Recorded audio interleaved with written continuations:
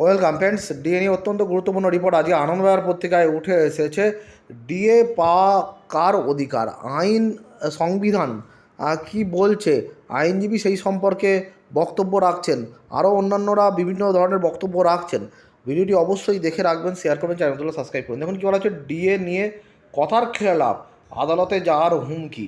অর্থাৎ বিভিন্ন কর্মী সংগঠনগুলি কিন্তু যেটা বলছে যে সরকার কিন্তু আদালতের রায় মেনে কিন্তু নোটিফিকেশন জারি করেনি। সেই অনুযায়ী কে কী বলছে দেখুন। মূল ডিএ মামলাকারী সংগঠন কনফেডারেশন অফ স্টেট গভর্নমেন্ট এমপ্লয়িজের অভিযোগ, রাজ্য প্রশাসনিক ট্রাইব্যুনাল, কলকাতা হাইকোর্ট এবং সুপ্রিম কোর্ট সুনির্দিষ্টভাবে বলেছে অর্থ সংকটের কথা বলে কর্মীদের প্রাপ্য আটকে রাখা যায় না। এক্ষেত্রে রাজ্য সরকার আদালতের বক্তব্যের বিরুদ্ধে অবস্থান নিয়েছে।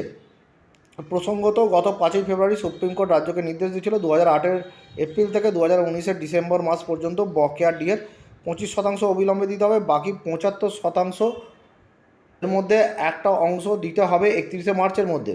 15ই এপ্রিল সেই কার্যকর করার রিপোর্ট সুপ্রিম কোর্টে দিতে হবে রাজ্য সরকারকে। রাজ্য রায় মেনেছে কিনা 15ই মে তা খতিয়ে দেখবে সুপ্রিম কোর্ট।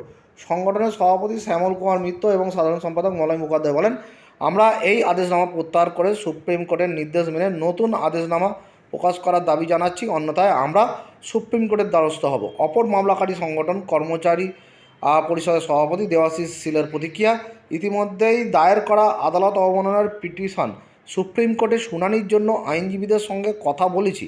সংগ্রামী যৌথ মঞ্চের আহ্বায়ক ভাস্কর ঘোষ বলেন, মডিফিকেশন পিটিশন বাতিল করে সকল কর্মচারীকে তাদের অ্যাকাউন্টে টাকা দিতে হবে।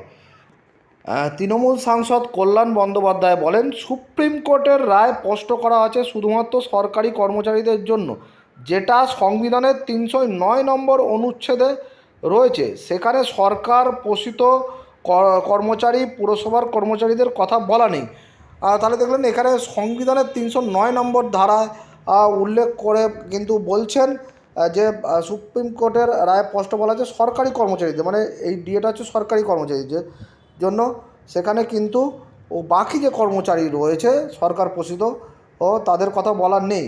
এবারে দেখতে হবে যে আবার বিভিন্ন কর্মচারী সংগঠন কোর্টে যাওয়ার কথা বলছে। দেখা যাক যে কী হয় লাস্ট পর্যন্ত। ধন্যবাদ।